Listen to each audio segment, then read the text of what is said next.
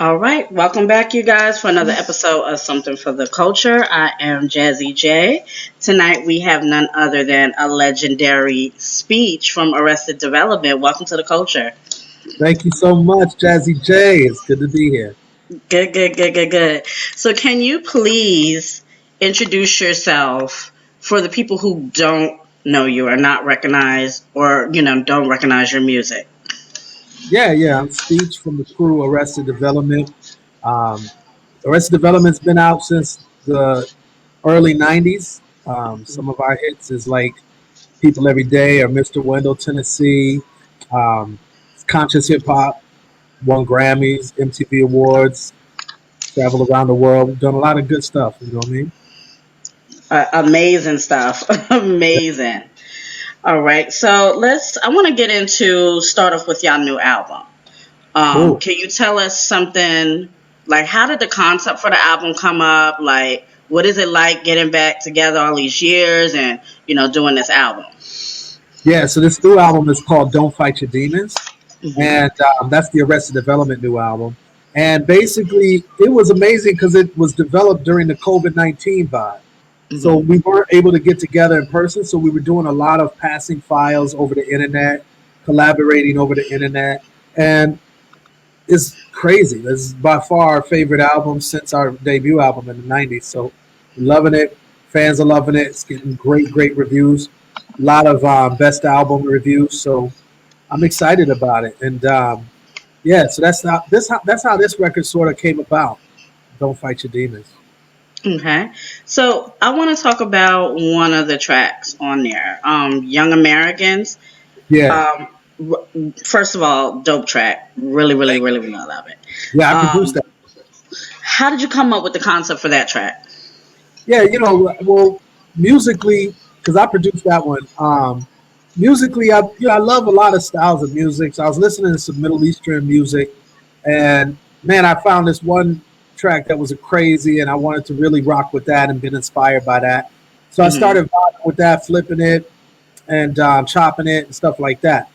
Then lyrically, yeah, I travel a lot. So when you're in different countries and different places, you meet people who have different perceptions about America than we do. So they feel like all black people are rich, all black people are living large because they see music videos, they see TV shows, and we're in mansions. We got these Bugattis and these nice cars and all of this stuff. So they just feel like, well, wow, being black in America is crazy, and yet y'all ain't satisfied. So they don't get the whole reality of what we're going through here. So a lot of them feel like we're just stupid. You know what I'm saying? Like Right, we got all this money, we got all this opportunity, and we're doing nothing with it. And right. so the song is just a viewpoint of, and this woman was black. So this is just a viewpoint of people throughout the world when they think of black Americans sometimes. And it's because they don't know what we really are like. They're only given the perception from TV shows and music that or videos that they see. Wow. Um, I want to go way back. How did Arrested Development become Arrested Development? Because there's a lot of y'all. Yeah. Well, some of us unfortunately have passed away, but Hmm. so it's less now. But um, we started off in '87. I came to Atlanta to try to start a crew. I was Hmm. looking for a DJ because I used to DJ and I started rhyming, so I was looking for a DJ. A dude named Headliner was looking at my fly that I posted up on the wall, and we started kicking it. Became real close, like best friends. And then after that, we started doing shows, just me and him, and I would invite people on stage, Hmm. uh, African drummers, Hmm. poets, painters, dancers, and other rhymers. And it just became this thing where our shows were filled with creativity from different people.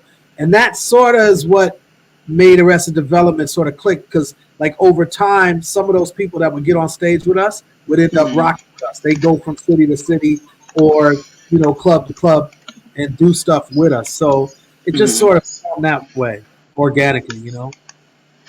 So, who inspired you when you were coming up? A lot of people. I mean, first of all, Michael Jackson, when I was a young kid, that's when I fell in love with music for the first time. Prince is Hmm. my favorite artist ever, so he inspired me a lot. But in hip hop, everybody from Run DMC, Sugar Hill Mhm. Gang, LL Cool J. But then later, like when Arrested Development was sort of forming, groups like Public Enemy, De La Soul, Jungle Brothers, they really inspired me probably the most.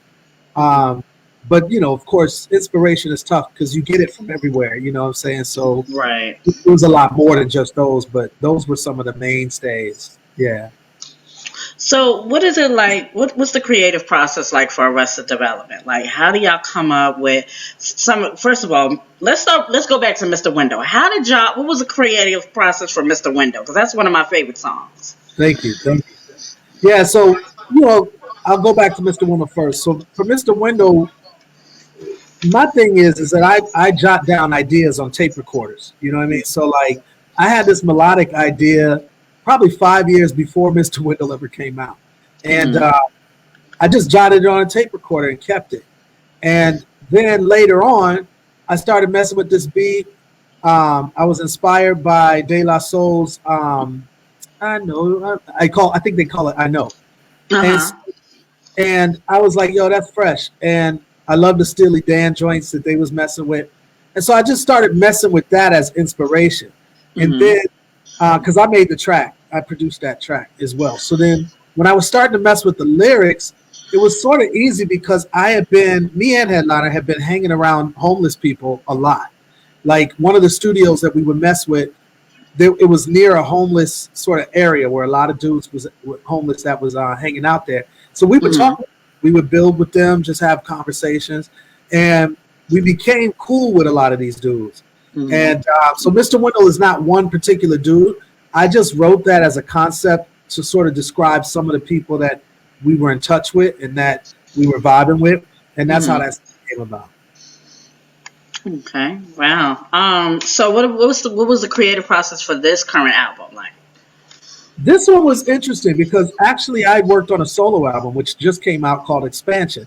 And I was Mm-hmm. pretty much finished with that and I wanted to release it.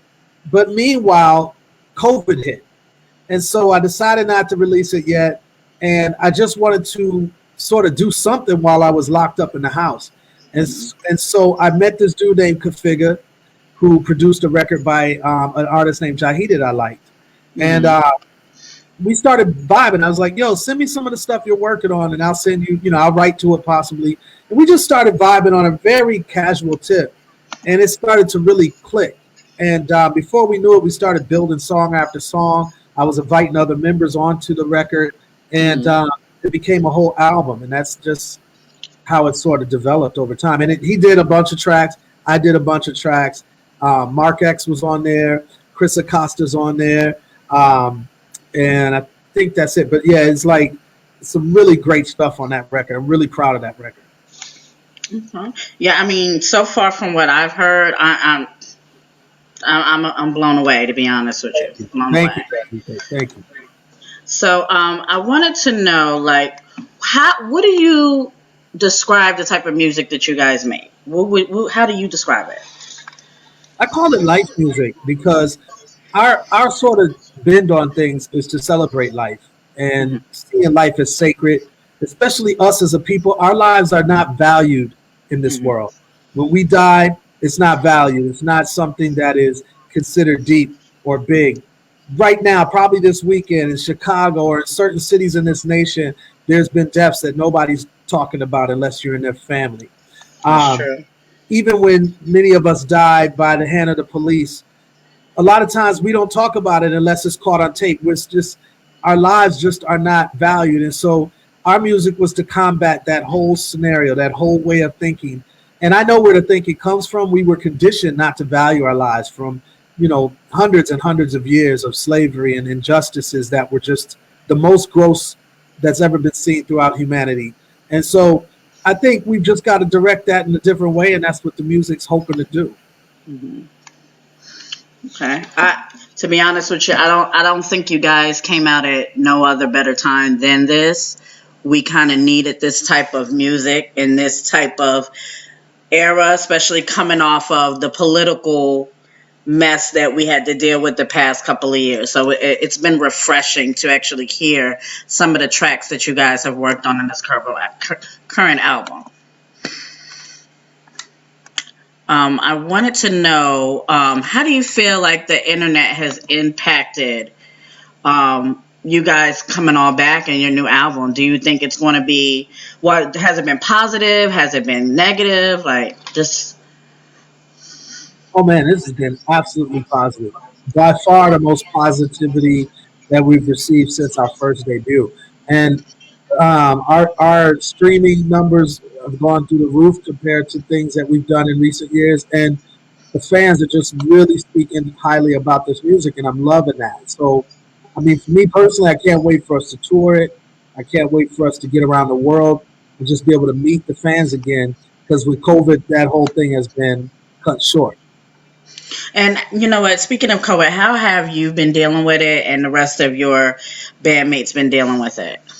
We got about 5 members now in the crew, and everybody's dealing with it in different ways. There's some members that don't even really respect the whole mask wearing thing, and then, Mm-hmm. but I'm not one of them. I respect it. Mm-hmm. I've been quarantining like crazy. My mom and dad are older. I'm really like aware that things can go wrong real quick, and I don't want this temporary thing to have a lasting impression on my life. I really want to just be able to, you know, just buckle down on this joint and get over this and move forward in the near future. So everybody in the group has different views, but most of us are on a real like let's quarantine, let's do this right, wearing those masks and Right. being away from people, 6 feet distance, and we've been doing a lot of virtual shows. So we haven't been doing any live shows for a year. Actually, our first live show will be coming up soon, and that'll be over a year since we've done a live show. Mm-hmm. Uh, we just done virtual joints. Okay. I want to know, as long as you have been in the business over 20 years, what's some of the best advice you have been given? That's a great question. Um, I don't know. For me personally, I think some of the best advice is just to be me. Like really stick to your authentic self, because sometimes when you get success, you so want to keep it Mm-hmm. that you're desperate to follow anybody's path or advice that may keep you successful, and then you lose yourself. You don't know who you are anymore. You forget what your mission was in being an artist. And so for me, I got advised years ago to just be myself and stay authentic. And over the years, I've been reminded to do that. And that's what my steady struggle is just to remain authentic and real.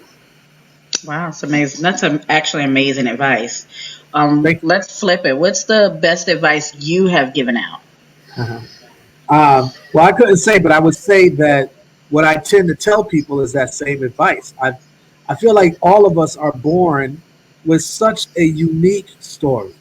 Mm-hmm. Nobody has your story. Nobody has my story. And I think we all around the world benefit when we hear each other's stories, when we can realize that we're not alone about some things, when we realize that some people got it harder, when we realize that some people have overcome things that we felt we would never be able to overcome, and then we'll be inspired because we can overcome it if they did. So, I mean, I think people need to start sharing their real stories more, Mm-hmm. even if it's unique than everybody else's story. Still share it. Don't hold back, and don't become a carbon copy of other people. And unfortunately, especially in the music industry, I think it has become that a lot more than it should. So that's what I think. So, what brings me to this question, with you saying that, what, if you can change just one thing about the entire industry that you dislike, what would it be and why? I would change the balance. It's off balance right now. We got about 85 to 90% of the music calling you women, hoes, Mm-hmm. bitch, thoughts, chicken heads, everything under the book, especially black women. Mm-hmm. And you got most of the music talking about men, black men in particular, as if our lives are nothing. Talking about shooting us, killing us, don't mess with me, and the slightest mess with me is gonna result in me killing you. And then we Mm-hmm. talk about making money off of the destruction of each other. Mm-hmm. So all of this is really that one topic. The one thing I would change is that most of our music is addressing things from that perspective. And Mm-hmm. then I would make it way more um, diverse. So there's songs that aren't about any of that. There's songs about everybody's in the black community's different experiences and the things that they feel passionate about. And that all of those songs were getting mainstream and real love, not just underground stuff. Like a lot of people, when I say this, a lot of people say, well, it's still there. You just got to search for it. That's what I don't like. Mm-hmm. I don't have to search for stuff that's talking about killing, hoes, strip clubs. I don't search for that. It's right there. As soon as I turn on my playlist of any streaming service out there or satellite service or radio station, it's all there. I would like to see all of this other stuff be just as mainstream as that so that we can have our voice again as a whole community, not just part of our community, everybody, so that we can have a real human, you know, experience out there through music. So that's what I would change. Okay. So, with that being said, what about on the flip side with the women that actually kind of push that kind of agenda out there into the masses? Like, you have the Cardi B's, the Megans, the whole, that whole area of, city girls. And, what do you say to those? I don't say anything. I mean, I say that the industry has become very narrow in what they push. And so they happen to push all of that kind of stuff. There's many other women MCs out there that are doing a totally different type of style of hip hop, but they're Mm-hmm. not getting pushed the same. So Right. I feel like what I was saying just a second ago, if this balance was there, then I think there needs to be a Cardi B. If that's what we want to, if that's what people enjoy and they want to hear that, then let it be that. But that shouldn't be our only black culture and experience coming from our women right now. So right now, the main MCs that I see, at least on the woman tip, or at least the top ones, I would probably say is Nicki Minaj, Cardi, and Meg. Well, Mm-hmm. to me, they all have similar subject matter. So now, where is all the other MCs that talk about different stuff, women No. that aren't near as big as them? They're not doing stadiums. They're not doing these big venues. They're not getting the cover magazines of whatever. You know what I'm saying? Like all of the top cover magazines Mm-hmm. and all of the endorsements from various products and all of that stuff. So that's what I mean by that lack of balance. So how do we, push for those type of artists to hear that music more and make it more mainstream? Yeah, I think that we do a lot of things. I think with shows like yourself, make sure that you put them on the exact same plateau that you might put a Cardi or Megan or whatever on. And then I think that in that being replicated through all the different shows that exist with us doing it. But also, I think sometimes we've got to protest the amount of that that's being pushed into our communities and especially into our homes. A lot of people say, well, that's not, the artist's responsibility. The parents are supposed to, tell their children what to listen to. But we all know many parents are single parent households. We all know that many parents are out there working Mm-hmm. very hard to put food on Mm-hmm. the table, to provide educational opportunities for their kids. They can't watch their kids at all moments. There's an old African proverb that says it takes a village to raise a child. And that's Mm-hmm. so true. So to me, I feel like it is very important for all of us to protest when we're only seeing one thing fed to us. So if fast food Right. is fed to us all the time and only that, then we would insist upon some more healthy food, some organic food, foods that give us more nutrients and help us to live longer. Well, I feel the same way about music. We've got to be able to say, yo, balance this out or we're going to start protesting. No, that's right. So speaking on our community, which if anybody listens to y'all music, y'all do that a lot with that throughout y'all career and stuff. In the state that our community is now, how can we build back to getting back to where our grandparents and ancestors fought so hard for us to have and steer towards? I mean, how can we do that now in this day and age? Yeah, I think that's a great question. To me, I feel the number one thing we've got to do is control what is entering our minds because really we can't accomplish what we can't perceive or even conceive that we can do. So number one, we got to feed ourselves different information. Right now, a lot of the information we're feeding ourselves keeps us at a dumbed down and basic level of consuming things, fads, what's popular, instead of what we're striving to build. There was a documentary a long time ago called Keep Your Eyes on the Prize, or it was called Eyes on the Prize. Mm-hmm. And a lot of our ancestors were faced with much harder, overt racism. And so they felt it was absolutely necessary to keep their eyes on the prize, because if they didn't, they might get hung up on a tree. They might get shot down in the middle of the street with no recourse, which really is similar today. And so I think we have to also keep our eyes on the prize. Consciousness, or wokeness as they call it now, is not something that should happen every once in a while, and it shouldn't be just reactive to what happens with the police killing one of us or things of that nature. We should do it then, but it should be something that happens even when none of those things are happening. Consciousness is our way to respect our ancestors and to live better lives. So I think what we eat or what we allow into our minds is so important. And then next, I think we need to act on it. Once we allow great things and things that are conscious into our minds, we need to act like that.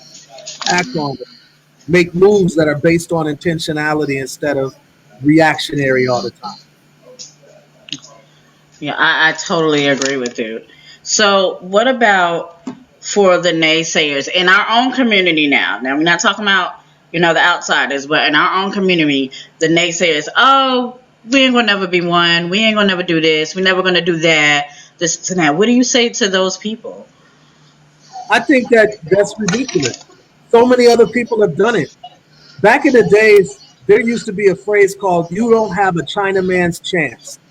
And China used to be the laughingstock of the world. People felt like the Chinese were the least likely to make it or do anything. Now China is really the second or maybe first world power on the planet. So people who get together, focus, which is exactly what China did. China locked out all of the information from the entire world, and they focused on China. They made all their products in China. They copied and did better anything that we did here in America or anywhere else in Europe or what have you. They focused on their economy, their people, and worked on improving themselves. They did exactly that. And now China, unfortunately, is even buying out parts of Africa. They're buying up natural resources.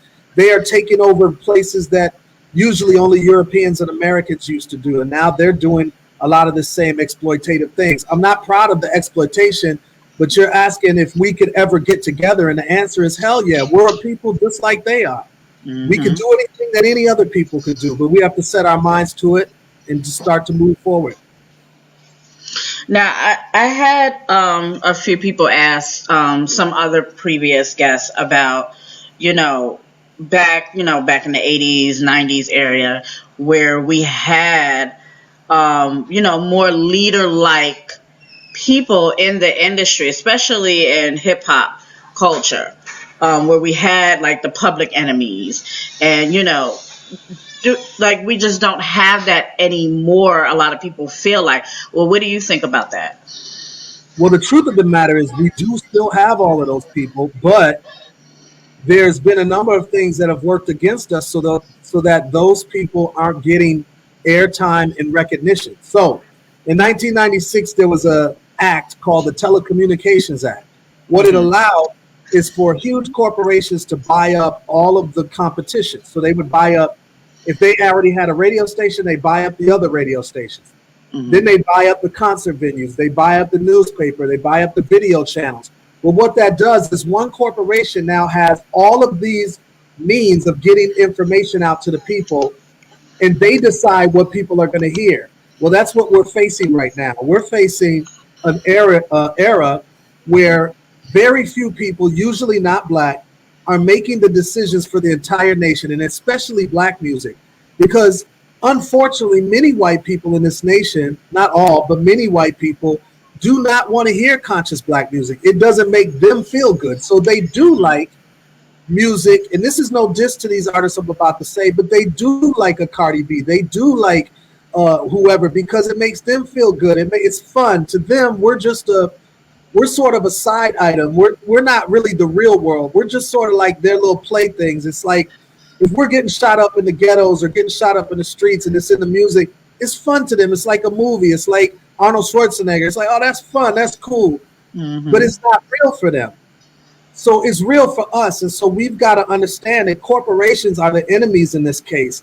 They have been taking away our ability to control what we're listening to and what we're inspired by and what we want to do as a people.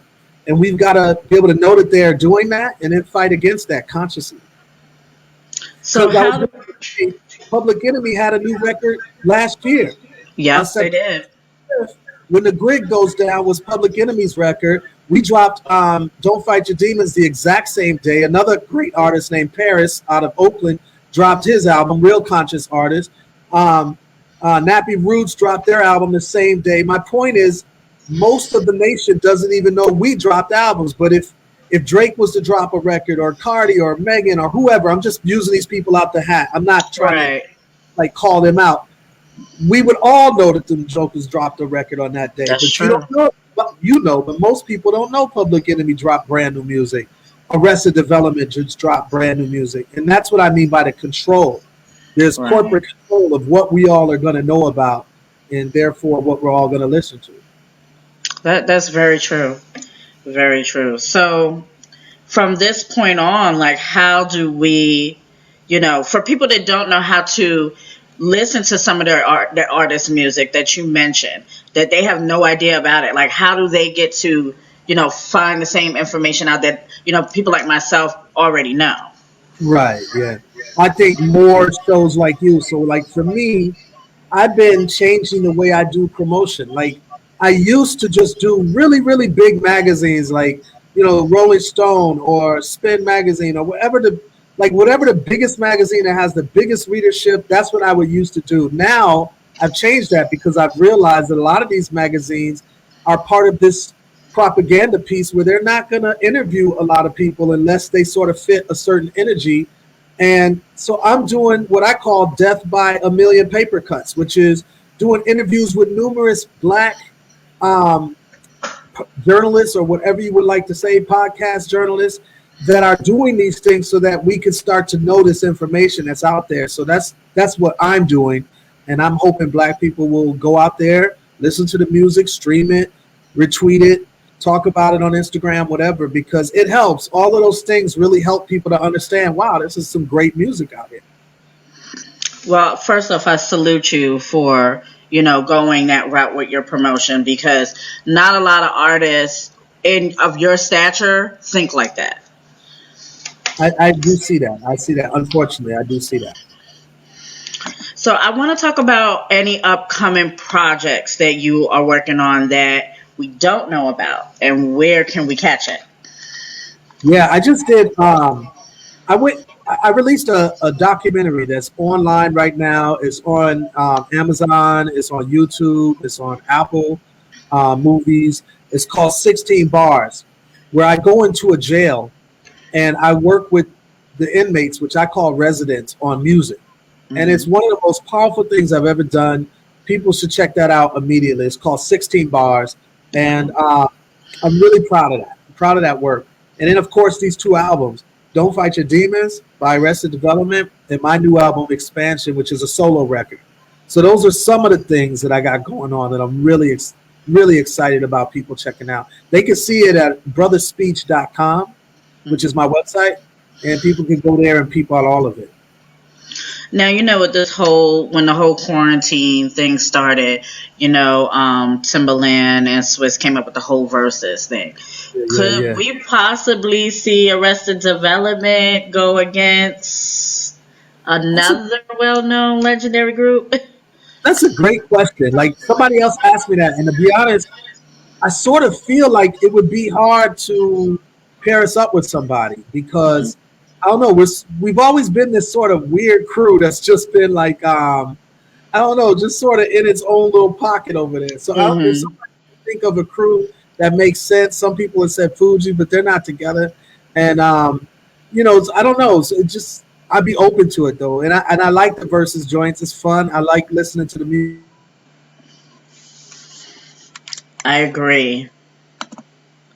So I wanted to know, before we let you go this evening, um, what venues we can possibly see Arrested Development play.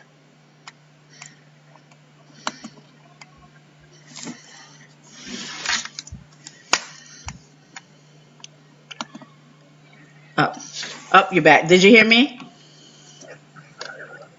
I just lost you for a second. You said what venue can you see us at soon? Yes. Okay. Yeah, yeah. We haven't done a show in a long time. So our first show in a year is gonna be here in Atlanta at a show called Monticello. And then we don't have any shows that are definite after that because of COVID-19. Hmm.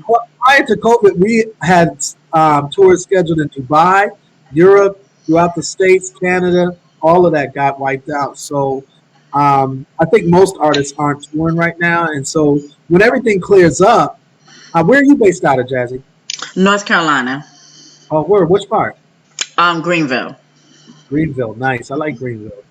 Yeah, I mean, I would love to get back everywhere because I'm so like ready to tour. You know what I mean? Yeah, So yeah, definitely. And you guys, not for nothing, if you haven't seen them do a show live, like their live shows are amazing. Like I do remember some of your shows back in the day, and y'all put on a show now. Y'all do amazing. I really appreciate that for real. Yeah, Yeah, yeah, we need to get that. I wish COVID. I mean, you know what? Not for nothing. COVID has put a damper on a lot of stuff, and so many great artists from the past of '80s, '90s have come back out, and we're like missing out on such great music and performances. Like such a that's true. shame. That is very true. It's been crazy. Yeah. So I want to ask you this because I do ask everybody that comes on the culture this, and I'm gonna ask you too. Okay. Um, so I asked, what would the one thing you would want to leave your fans, family, children, whoever, if you leave this earth, what would you want your legacy to be? Wow, that's a great question. I hope people see a man that was in love with his people and in love with God and in love with his queen, his family, and acted accordingly. So I hope people see pride in me. I hope that they see a work like a whole bag of work over the years in different areas like documentaries, books, music, everything. His family, the way he raised his kids, and the way he was with his queen. Because me and my queen been together 30 years. So I mean, I feel like if Oof, people could that's a blessing. right, that's a blessing. That's a big blessing. If people could say that dude laid it down, like he everything he loved, he showed it, and I would be happy with that. That's amazing. Since you said 30 years, I want you to give one good tip, the success of your Yeah. 30-year relationship and unionship with your queen. How did you make that possible? Wow. Well, I would say that the first thing is, try to choose wisely. Now, we all don't can't do that because sometimes people flip on you in the middle of stuff and you never know about it until it's too late. But try to choose wisely. The things that I looked for in a queen was somebody that was nurturing, intelligent, um, driven, and humble. So nurturing, intelligent, driven, humble. Some of those things seem like they juxtapose each other. They don't fit together, but they do to me. If you're humble, just as far as with your mate, you're willing to listen. That's the humility part. Driven though, meaning they're hard workers. When it comes to thriving together, y'all are gonna thrive. You're gonna move hard together. You know what I mean? And I forgot the other things I said, but basically, yeah, if you could get somebody that has those types of characteristics, then you definitely have a fighting chance if both of y'all have those. Then just keep on fighting with each other. The other thing I'll say is that relationships take a lot of deposits. Like like banking, where you put money into the bank. And the whole, I guess the reason most people put money into the bank is in those times when you don't have money, you got something there, for those hard times. I say deposit a lot of good energy into your relationship. When I see my queen, like if she just went to the grocery store and she comes back and she only been gone for 30 minutes, 40 minutes, I still say, hey, baby, how you doing? Like, I welcome her back to the house. I missed you. And some people think it's just like being extra, but to me, what that's saying is just a constant reinforcement that I'm here for you. I'm with you. And then that makes her want to do the same with me. And we just keep reciprocating those deposits, and it keeps making the relationship worth it. And before you know it, 5 years have passed, and then 10 years, and 15, 20, 30. You know what I'm saying? It's like, wow, you keep doing that, and life just passes by, and you've got something strong before you know it. It's like, wow, we just kept depositing. Y'all heard it here first now. Speech and put y'all on some jewels here about y'all relationships and getting a new spouse for yourself. So y'all heard it here first. So I'm going to let you take this time to, one, give any shout outs to any family, friends, anything in between, and also where we can find all your music and everything else. So I'll start with the last part. You can find everything at brotherspeech.com. Sign my mailing list. I got some special treats for those that sign it. So sign my mailing list. And then as far as shout outs, I want to shout out my queen. She just started her new business. It's called yogijuicebar.com. And it's organic juices. She ships to everybody. I want to shout out my daughter, who's an actress, Zoe Renee. She's acting on a film called Masters that's coming out on Amazon in just a minute. I want to shout out my son, Jahi, which his stage name is Sage Coy. I want to shout him out because he's dropping a new single this Friday. So in 2 days, he's dropping a new single. Sage Coy is his stage name. People could look him up. And I want to shout out my boys, Arrested Development, my sisters, Arrested Development, and my dude, Configure, who, co-executive produced the Don't Fight Your Demons album. I want to shout him out. And of course, MJ, who's been helping me with publicity and, hooking me up with great people like yourself. So I want to shout her out too. Yes, definitely. MJ is amazing. So shout out to her as well. You know what? I want to thank you for gracing the Culture's platform with your presence. Your attitude is refreshing. Your conversation was refreshing. And you dropped a lot of jewels here tonight. Thank you, dropped baby. a lot. I really do, Jazzy. Thank you. No, thank you. Thank you for one, like I said, coming up here and, just for amazing music and knowledge over the years. So we want to thank you. Salute. So we're going to head out, y'all guys. You'll check us next week. We're going to have another treat for you. Actually have a chef coming on to cook for y'all live. So y'all have a good night. I'm Jazzy J. See y'all next episode. Thank you. Peace.